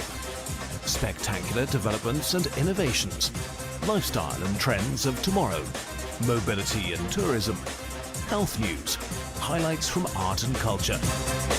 Each contribution grabs the viewer with extraordinary images and stories and takes him into fascinating worlds which he experiences here exclusively and up close. We're there when companies and specialists develop super satellites for a global network in space and can look behind the scenes. Scold is a window to everything that is there or is yet to come. Fly with us through time to better understand today and tomorrow. You've always wanted that. Scold, a look into the future. Our world today is not the world God wants it to be. One of the reasons which will surprise many is that our planet, its governments, and its peoples are all living under the weight of Satan's rule. From the beginning of mankind's existence to today, human history is the written record of what it means to live under the rule of the devil. Yet that rule is coming to an end. And what a difference that will make. Every Sunday at 9 a.m. on CBC TV 8, tune in for Tomorrow's World, sponsored by the Living Church of God. Books open your heart, your mind, and your soul. They are educational, entertaining, inspiring, and motivating. Are you an author of a recent book you want to share? Then Mornin Barbados would love to feature your book in our The Next Chapter segment. Send us an email to morninbarbados@cbc.bb. That's morning without the G. Come and let us turn those pages together. Hey there, it's Mahalia. I want to share something that might be really helpful. If you're feeling anxious, overwhelmed, depressed, or lonely and have no one to talk to, call Lifeline Barbados. We all face struggles at times in our lives. You're not alone. There's no need to feel ashamed or embarrassed. It's okay to reach out for support. Lifeline Barbados is completely confidential. No one else will know you called. They're there to offer a caring ear and guidance without judgment. And fellas, I want you to know asking for help is a true sign of strength. It takes real courage to reach out. You can also call Lifeline Barbados if you're worried about loved ones who are struggling and you need advice on how to support them. There's a saying, a problem shared is a problem halved, but not everyone has someone they can confide in. That's why Lifeline Barbados exists, to be there for you or someone you care about during tough times. Save this number. Lifeline Barbados is just a call away. Remember, you can reach out whenever you need to talk. There is a saying, you can find a Beijing anywhere. Are you a Beijing living abroad? Or do you know of one who has migrated to another country? Well, we at Mornin Barbados would love to have you or them on our Beijing Affair segment. Share your amazing stories, experiences. Morning, morning, morning. Good morning. Good morning to you. We are 15 minutes after 7 o'clock here on Morning Barbados this Monday morning, and we are about to take another look at the work, the commitment, the excellence of the Barbados Cadet Corps, and the many ways in which they've been able to energize our young people to positivity within our community. Talking a little bit more about that with me this morning, across from me is, at the far end, my far left, is Major Randolph Charles, who is a training coordinator with the Barbados Cadet Corps. Good morning to you indeed. Good morning. The Deputy Commandant is Lieutenant Commander Carl Farley, next to him in white. Don't get that dirty at all this one. So indeed. And coming all the way around, we have Lance Corporal Carlos Lovell. Next to him in the middle is Cadet Under Officer Faith Gunn and Cadet Under Officer Christian Seeley. Good morning, each of you. We need to welcome. I'll start with the cadets for just a moment. Christian, yes, please. What is the Cadet Under Officer? The Cadet Under Officer is the second highest rank in Barbados Cadet Corps Infantry. Last week you would have seen the ensigns from the Barbados Cadet Corps C Division, and it's the same equivalent. Oh, that's it's the equivalent, yes please. But you guys are land-based? Yes please. So are you junior to Lance Corporal? No, we're senior to Lance Corporal. The corporal name sounds so much more official, doesn't it? The officer part on the rank should. I got you now. Please. So how long have you been in the Cadet Corps now? I first recruited in the Cadet Corps in 2017. So around 8 years now. No regrets? No regrets.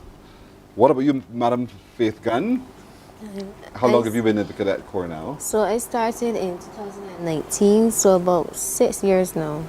About 6 years. Yeah. What did you have to do to ascend to the position of Cadet Under Officer? Well, it started from when it was a Lance Corporal first, which is his rank. And as you move up, you have more responsibilities. And if you perform them well, they will give you the opportunity to get promoted. And you took the opportunity to be promoted? Very much so. So when you entered secondary school is when you first got some idea about what the cadets were about? Yes, please. And you have not regretted it? Not regretted it at all. Lance Corporal, I promoted you. Long time. Take a look at his face, ladies and gentlemen, and tell me if you don't recognize on this face anyone who you know who is so well known. Lance Corporal Carlos Lovell is his name. Talk to me a little bit about your entry into the Cadet Corps. Well, I joined the Barbados Cadet Corps in 2022, a little later because of COVID.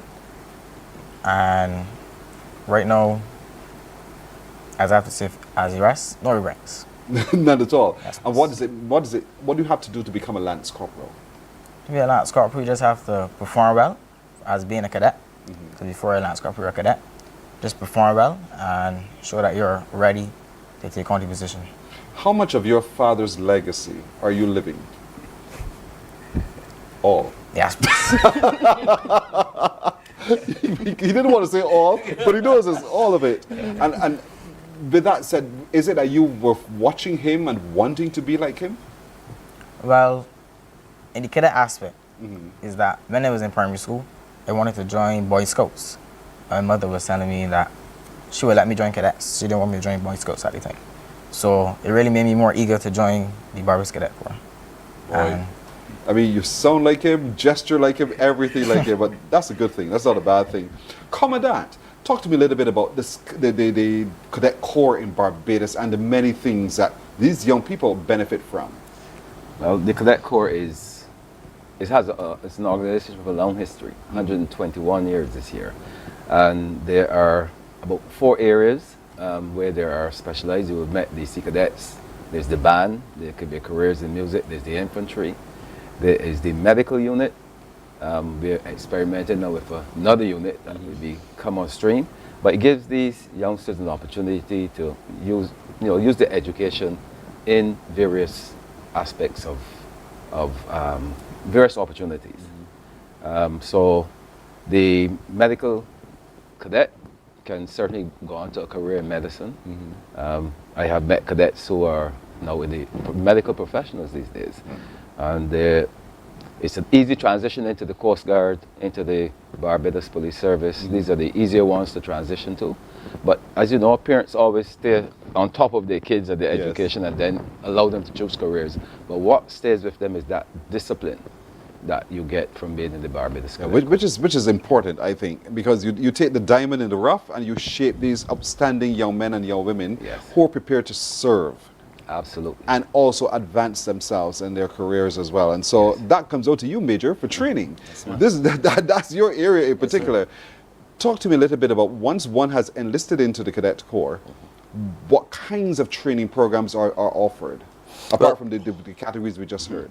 Yes, well, there's a structured training process which is developed out of the regional training program. It's a program that is developed across the region so that we have some sort of synchronicity and we have some sort of level playing field across the board. They start at star levels. For the infantry, the Sea Cadets will do class levels. And they just progress from 1 to 4. We also have a Master Cadet program that we also develop as well. So each stage has a particular degree of discipline and training that is required. And once they've reached those levels, then they're awarded, and then they have also the opportunity to now be promoted to Lance Corporal up to the cadet officer. And so I was not a cadet. Tell you now, I'll declare that right away. But I've seen people who've been in the Cadet Corps who've gone through some rigorous training, off to camps, out in the rough and the wild. But they've come back chiseled. And so what happens when they go off to camp that you do, that when they come back they're so well and so different? There's a level of discipline and leadership that is involved in their training throughout their cadetting career. So they're exposed to a number of varying subjects: map reading, skill at arms, field craft. When they become more senior NCOs, they will do things like leadership and methods of instruction and things of that nature. So they're exposed to all different levels of training that brings them to the stage that most of them are at this particular point in time. Is mentorship a part of it as well? Certainly mentorship is. We do have some past cadets and soldiers who will assist from time to time.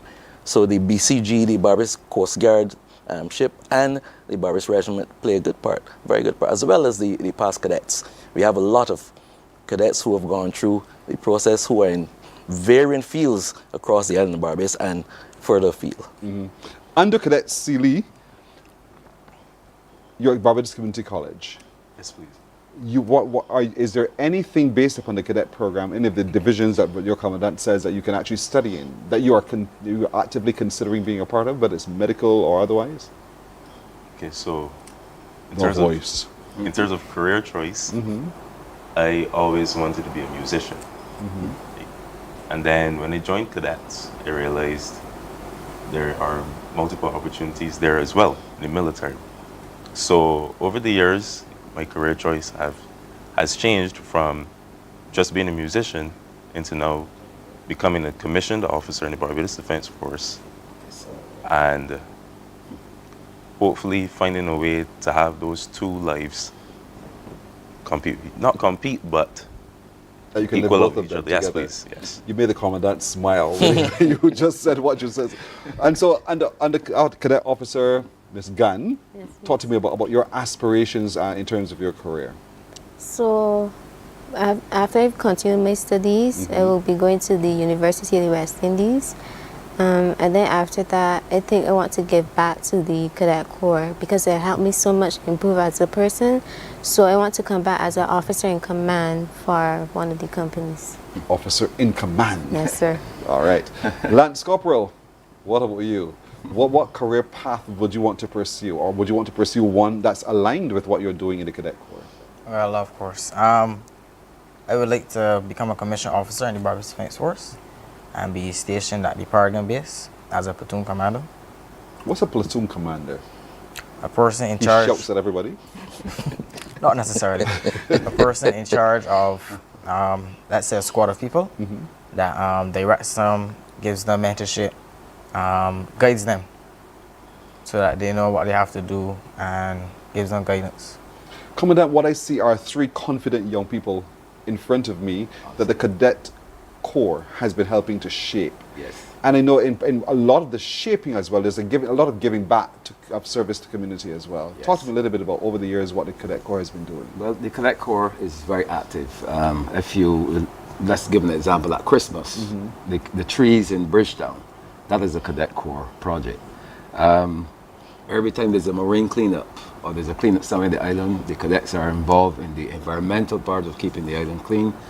Conferences, you see the flies going up and coming down. The cadets are there because they bring that level of discipline and sharpness. So they're very visible in the community. All of these are just a few examples of where they're fully engaged. Yes. And so enlisting, how does one do that? Do I have to, one, be a secondary school student and then? Well, yes, the Cadet Corps begins in the secondary school, even though lately we started a program where we want to outreach to them in the primary school and at least get them interested. So for sure, the inter-secondary school at 11 plus is one of the options for activities at the secondary schools. And there's cadet companies in every school. So some schools have a very good program of where it's actually given an opportunity during full assembly, let's say, to advertise the Cadet Corps. This year for sure, at the camp, at law school, there's a camp going on this Star too. Okay. If there's any parent willing or interested, from any day this week, Monday to Thursday, 10 a.m., $1,000, they can visit the school, bring the details, and we can get the whole process of children being interested in the Cadet Corps going, because there is a camp going on now, and there will be camp stroke the whole summer, but this is something we've agreed, because we really would like to increase, given what's going on in the society, the membership of the Corps. And any other youth organization, but obviously we have a bias as being officer of the Corps. Of course, of course. At the law school, so you can bring the trip from 10 hours in the morning, you can come and as a parent and bring your information, bring the little one and let them see what's going on in camp, and we can do all the registration, just bring the necessary documentation, and we can make that process. But certainly we are vigorously trying to get more young people interested in the Corps. Can I leave the Corps at any time? Having joined? You can, but that usually doesn't happen. Just out of curiosity, if I decided, this is not for me, after having spent a year for races, this is truly not for me. Yes. Can I leave without penalty? Yes, you can leave. I mean, there's no penalty, but we love you to stay. But yes. So, Major, walk me through again some of the career paths that these youngsters who are joining the Cadet Corps can take. Well, currently we do have some special projects units. We have the band, we have the Sea Cadet unit, we have the medical unit that was mentioned by the Commandant earlier. We have catering unit. And we have the young one on the block would be the TED unit, which is the Technical Educational Digital, Engineering Digital. They will focus on things like drone piloting and robotics, things of that nature. So this allows them to go into they may not necessarily want to be a commissioned officer, but certainly they can be an engineer, they can be a doctor, a nurse, they can go into a full-time band, they be part of a symphony. So there are many opportunities for them to expand. This is brilliant. I guess it was happening in my time, but I didn't know about it. But you guys now know about it for sure. And the Officer Gunn, women as cadet officers. Talk to me a little bit about that, and talk to the women, the girl children who are watching, and the mothers who are a little bit conscious of allowing their girl child to become a part of the Cadet Corps. Well, I could definitely say don't be afraid, because as a cadet we are taught to respect each other's rank, whether female or male. So gender is irrelevant. Irrelevant. Is it?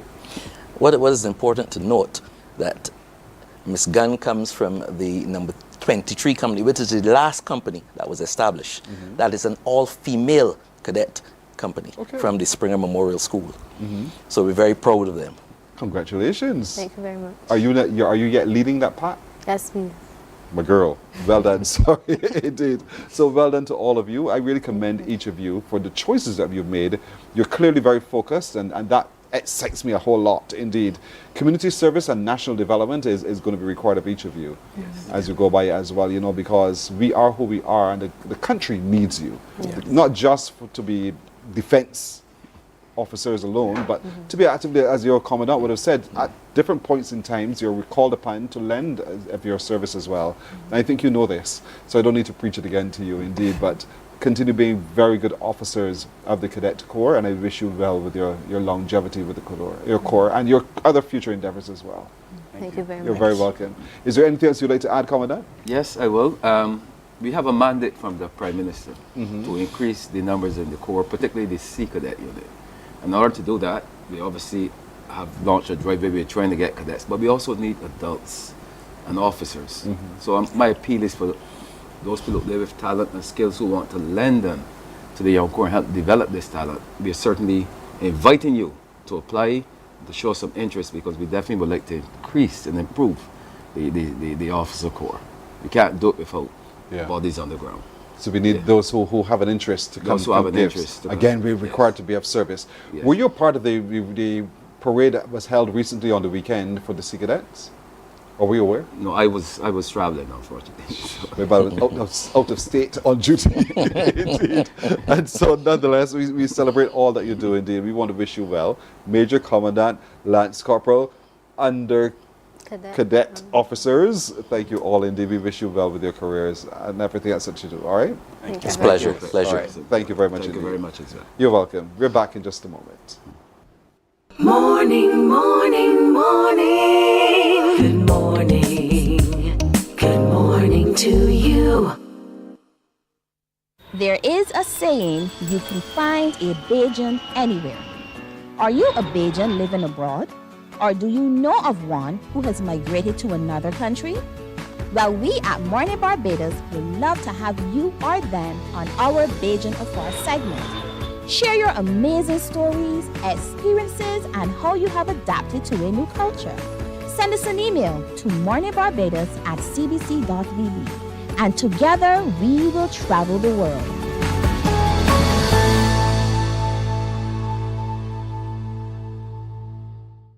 Some ask, what makes Barbados so special? We at Mornin Barbados say it's you, our exceptional youth. You are talented, resilient, and inspirational. You are the epitome of the Barbadian spirit, testing the boundaries of your creativity. If you are an entrepreneur, artist, baker, designer, author, or have done anything you think should be highlighted, email us at morninbarbados@cbc.bb. Let us show the world our exceptional Beijing youth. The Ministry of Youth, Sports and Community Empowerment's Bridges television series is back. Join us every Wednesday at 8 p.m. with a repeat on Saturdays at 5:30 p.m. on CBC TV 8. Don't you miss it. God will not give you a job.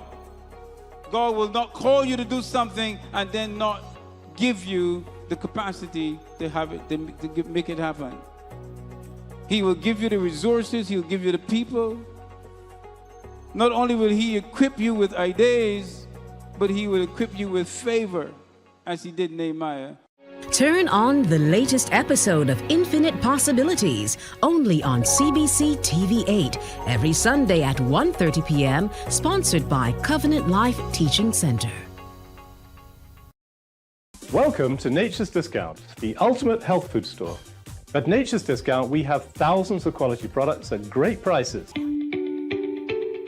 Hi guys, Dottie here with Nature's Discount, and today we are talking about solar ray, microbiome, probiotics, and why you should be taking them. And we have well over 3,000 amazing products to help you get healthy. For your health tips, tune in to CBC TV 8 every Monday, Tuesday, and Thursday for Nature's Discount, sponsored by Get Healthy Incorporated.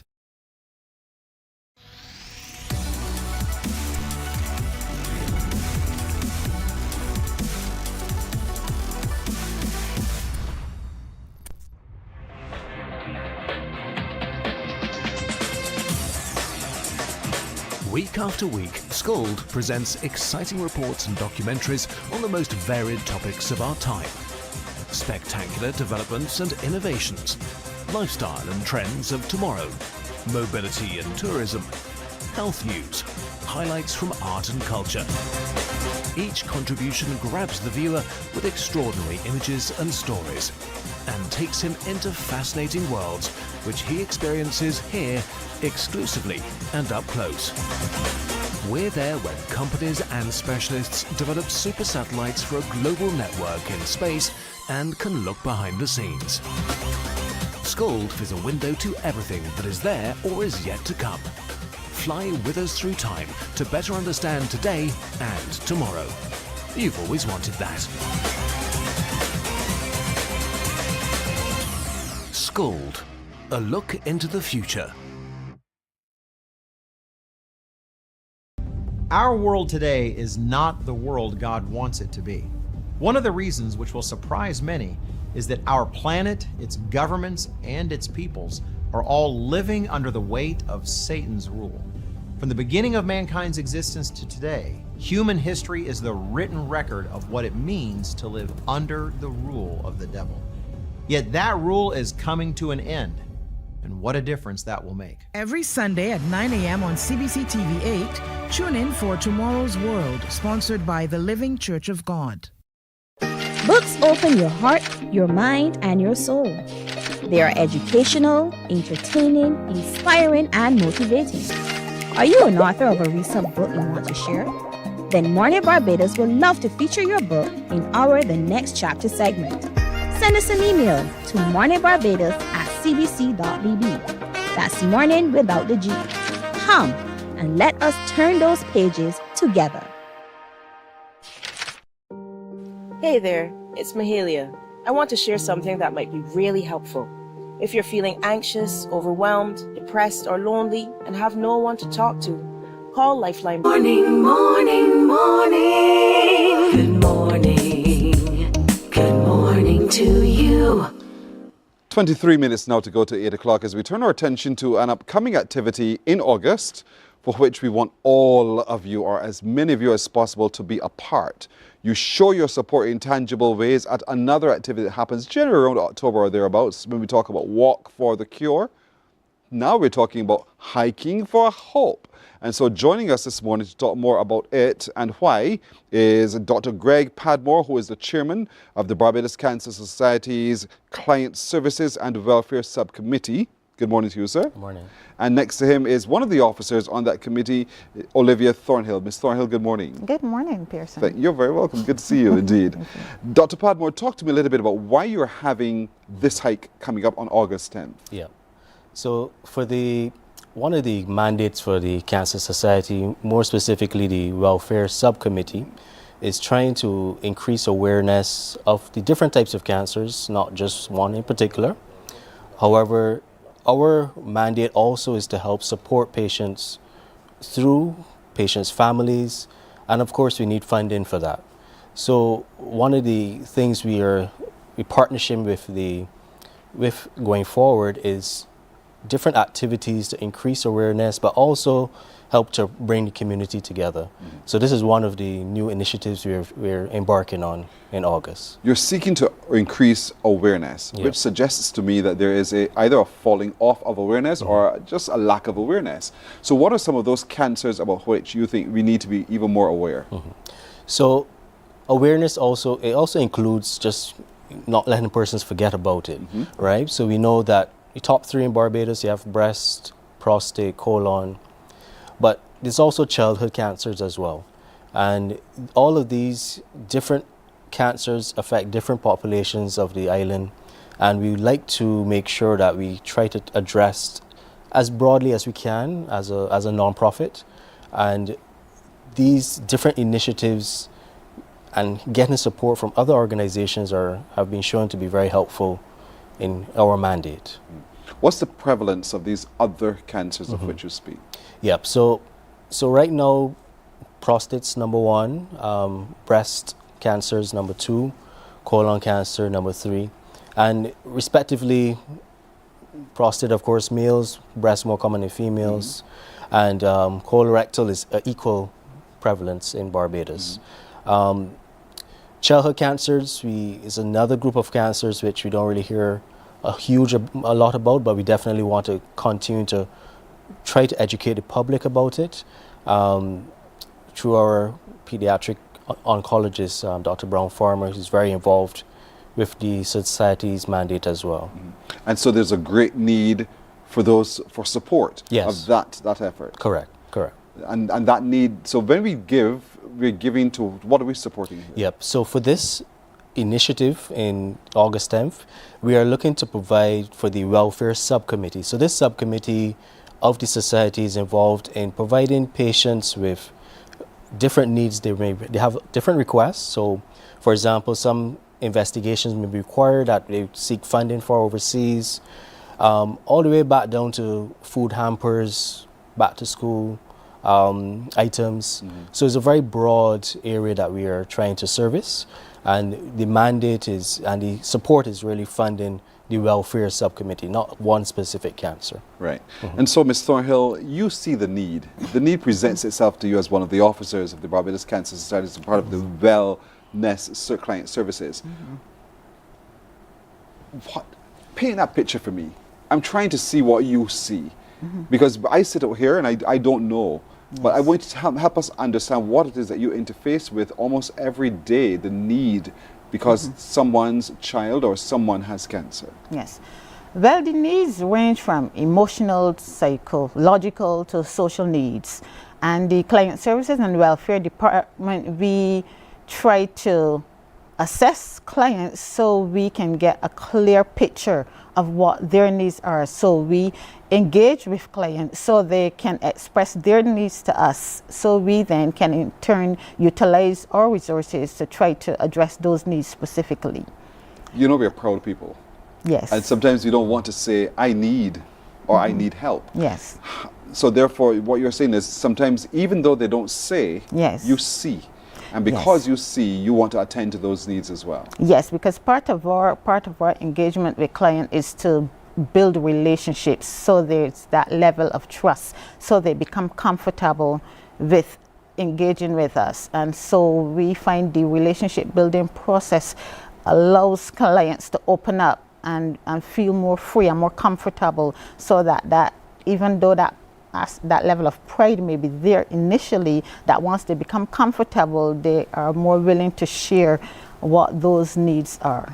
But the cupboard is only so large. There's only so much that you have. And so this is where now this particular activity helps to replenish the cupboard. I'd use that word just broadly, because it's not just in kind only, but you can also do cash to assist with treatment. So talk to me about what the cupboard needs. So what we need is... You're going to say what I'm saying. I saw it coming. What we need is funds, really, right? That's one of the main things, because with that we can service as broad a population as we could, because quite often we are not able to provide 100% of what a client may request, depending on what the request is, but we definitely like to service as many as we can. And to do that, of course, you need funds to do that. We do have a lot of support from Corporate Barbados, who provide different vouchers, supermarket vouchers like Massey, Flow, everybody. So there's different entities that support in different ways, not always hard cash, but that definitely helps a lot in our providing for our clients. So there's a need for cash and kind. Exactly. And that's why it's important to have the partners in our community as well. I mean, there are things that corporate Barbados can do, and there are things that us as individuals can do. Correct. And this need is real. Because your numbers are rising. You notice that you do have more persons being diagnosed, and it's just crude data. Each cancer is different. So, for example, like cervical cancer is falling due to adequate, excellent screening, pap smears, but each cancer has their own needs. So we definitely, as a whole collaborative, do see increased need from the population. We'll take a break here. We'll come back and continue this discussion because I need to give you the dynamics and the mechanics of the upcoming hike for hope. But I also want to hear a little bit more about whether or not we're seeing a fall off in the number of people who are actually being screened. And so you're catching this cancer at almost end stage. We'll be back in just a moment. Morning, morning, morning. Good morning. Good morning to you.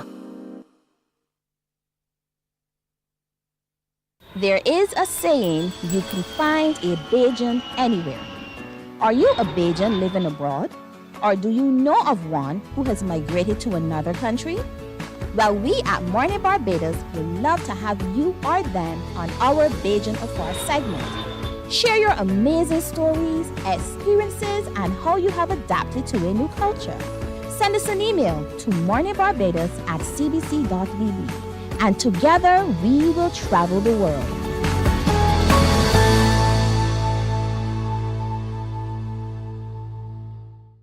Some ask, what makes Barbados so special?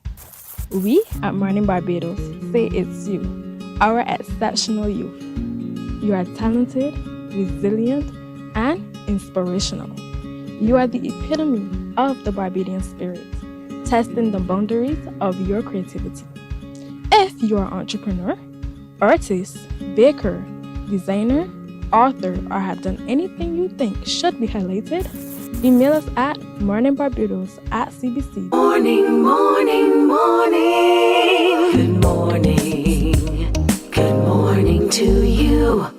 13 and a half minutes now to go to 8 o'clock. We're discussing a rather serious subject, but a subject that you know you can lend to. And so there's a hike for hope upcoming August the 10th. And you show your full support when we talk about Walk for the Cure. We want you to show your equal numbers of support for a hike for hope. And so before the time gets away from me, I want to give you some dynamics to it. And let's talk a little bit about that, Ms. Thornhill. It's on the 10th of August. Yes.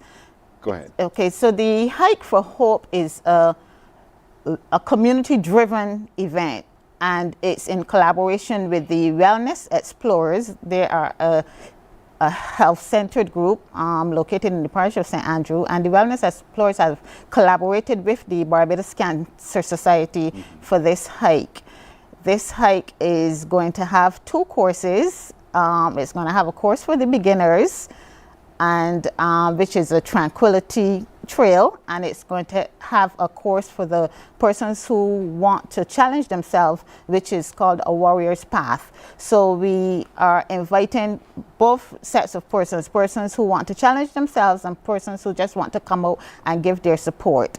The hike will include a warm-up and cool-down session. It will also include the dissemination of information by representatives from the Cancer Society. It will include the sale of t-shirts, and it will also include an after-hike line with music and refreshments and fellowship after the hike. So this is on the 10th of August. This is on the 10th of August. Where do we assemble? Yes, we are going to assemble at the Isolation Cavaliers grounds in St. Andrew, and we are going to assemble at 5:45 a.m. because the hike starts at 6:15 a.m.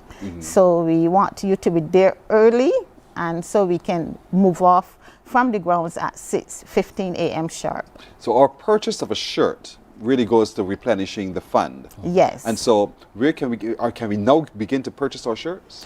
Shirts will be on sale on the 2nd of August at the Greg Farm in St. Andrew, but also at the Barbados Cancer Society. That's where you can get your t-shirts at $30. $30 a pop for a t-shirt. Yes. Indeed. And they're different sizes. Different sizes. T-shirts for children. Different sizes. We are not sure we have t-shirts for children, but we will have small t-shirts, various sizes from small, I believe, to extra large. I'm not sure specifically if we have children's sizes. The shirts are designed to show the various forms of cancer, as it's not a hike for one form of cancer. So the design on the shirts does show various forms of cancer, including blood cancers and childhood cancers as well. We're hiking for hope, to give hope to those who have had the diagnosis of cancer indeed. Yes. And part of giving of hope is knowing that there's a reserve on which we can pull when we need the assistance with medical treatment indeed. And so your contribution of the purchase of a shirt or your cash donation goes a very, very long way in helping to alleviate those concerns and giving hope. A very long way in giving hope to those who are met with cancer indeed. It happens on the 10th. So we're starting assembling at the isolation ground in St. Andrew. We'll end at the isolation ground in St. Andrew. There's a warm-up session and then there's a cool-down session. Then there's an afterline. But you need to be assembled by 5:45. That's 5:45 in the morning. For us who do this every morning, that's early. That's good. That's okay. But for those of you who don't wake up that early, get up earlier on the 10th of August and make your way down to Isolation Playing Field. That's where we'll all assemble. We want thousands of you to be there. There are two routes. One that's gentle and leisurely. The other one that challenges you just a little bit more. But your presence, your cash donation by a purchase of a shirt goes a long way. Very, very long way indeed. And the same support you give to other activities, we'd like for you to give to this. And so your constant reminder will be happening indeed, but we want you to do so by going to the Barbados Cancer Society and purchase your shirt, or going to Greg Farm in St. Andrew and purchase your shirt and show up. Dr. Padmore, are people coming forward still to be tested, or are we waiting until it's too late? Each cancer has different uptake of people coming for screening. We definitely are pushing more screening, prostate, breast. The ones that are a little lagging behind will be like colon and rectal cancers. So screening is what prevents or tries to stop the progression of, we call it precursor diseases, such as polyps in the colon. So parts of these awareness activities is trying to always keep highlighting the role of screening and how each cancer screening is entailed, what is entailed in that process. Screening is absolutely critical. Yeah. We started, the second person I spoke to this morning, she just was having a nice little bath and she felt a lump in her neck. Right. And thought, well, hold on, this is unusual. Lump in my neck. I'm not a man. And then she followed up with her doctor to hear she had cancer. And so they're on her journey. And sometimes we ignore the signs. That's what I'm coming to. We ignore those signs. For us men, we feel a lump and we said, not today. Not today. And so we wish it away. But it doesn't happen like that. That's why the screening is so absolutely critical. And for the women with breast, don't take it for granted that you're okay with your mammaries. Sometimes it is not quite okay. Now, fatty tissue does not necessarily mean it's all right. You need to go get it checked. Have regular screening. We don't do that enough. No. We don't want to build that into our regime at all. And we definitely need to continue to encourage not just the one-off screening, but it has to be a regular. Each cancer has different times for screening, but it has to be regular and going forward. That's interesting. Each cancer has different times for screening. What does that mean? So for example, like say colon cancer, where you start your colonoscopies ideally 40 to 45 years old. If that scope was normal, the next time is 10 years. So for your next follow-up scope, because each one has that type of, each disease has a different trajectory in terms of when something may pop up. So if I had my first colonoscopy in my 40s, maybe in my 50s I can do a follow-up. Yes. And can you share any other details about breast or anything like that, Ms. Sarho?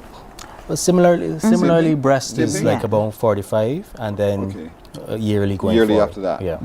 Checkups. I know it's a word that we don't like to hear. We don't like to think about it at all until something happens. I mean, but it can save a life. So the hike for hope, the 10th of August. Isolation Playing Field in St. Andrews, where we all assemble. But before that, you need to get a t-shirt. We want you to purchase a t-shirt from the Barbados Cancer Society, just $30. There are varying sizes, and of course, get yours best fit. And you can go down to the Barbados Cancer Society on Henry's Lane and purchase your shirt for $30. Make it a group activity, make it a family activity, make it a corporate activity, because we're all hiking for hope. None of us knows whether or not at some point in time we could ourselves be one of those in need of that same very hope. or that help. And so we want ourselves as a community to really rally around this cause of cancer and really help others who are themselves managing their diagnoses of cancer. So Hike for Hope, call the Barbados Cancer Society if you need to get more information. And of course, if you can give more, give more. It is very, very important indeed. So I want to thank you so much. Thank you very much. Padmore. Thank you, Ms. Thornhill. Thank and you. I wish you both success with this. And success, I know it sounds really funny, but you understand what I'm talking about. That we can collect so much that we can help so many. Correct. That's what I'm talking about. All right, we're back right after this. Morning, morning, morning. Good morning. Good morning to you. Some ask, what makes Barbados so special? We at Mornin Barbados say it's you, our exceptional youth. You are talented, resilient, and inspirational. You are the epitome of the Barbadian spirit, testing the boundaries of your creativity. If you are an entrepreneur, artist, baker, designer, author, or have done anything you think should be highlighted, email us at morninbarbados@cbc.bb. Let us show the world our exceptional Beijing youth. The Ministry of Youth, Sports and Community Empowerment's Bridges television series is back. Join us every Wednesday at 8 p.m. with a repeat on Saturdays at 5:30 p.m. on CBC TV 8. Don't you miss it. God will not give you a job. God will not call you to do something and then not give you the capacity to have it, to make it happen. He will give you the resources, he'll give you the people. Not only will he equip you with ideas, but he will equip you with favor, as he did Nehemiah. Turn on the latest episode of Infinite Possibilities, only on CBC TV 8, every Sunday at 1:30 p.m., sponsored by Covenant Life Teaching Center. Welcome to Nature's Discount, the ultimate health food store. At Nature's Discount, we have thousands of quality products at great prices. Hi guys, Dottie here with Nature's Discount, and today we are talking about Solar Ray microbiome probiotics and why you should be taking them. And we have well over 3,000 amazing products to help you get healthy. For your health tips, tune in to CBC TV 8 every Monday. Morning, morning. Good morning. Good morning to you. We have 2.5 minutes. I think we can get an answer to this one here now. I have a riddle for you. You have 2.5 minutes to call me right now and get it right. That number is 228-5562 or 228-5563. The riddle is easy. What do you bury when it's alive and dig up when it's dead? Easy. What do you bury when it is alive and dig up when it is dead? 228-5562 or 228-5563. Logical it is. What do you bury when it is alive and dig up when it is dead? What do you think that is? Quickly.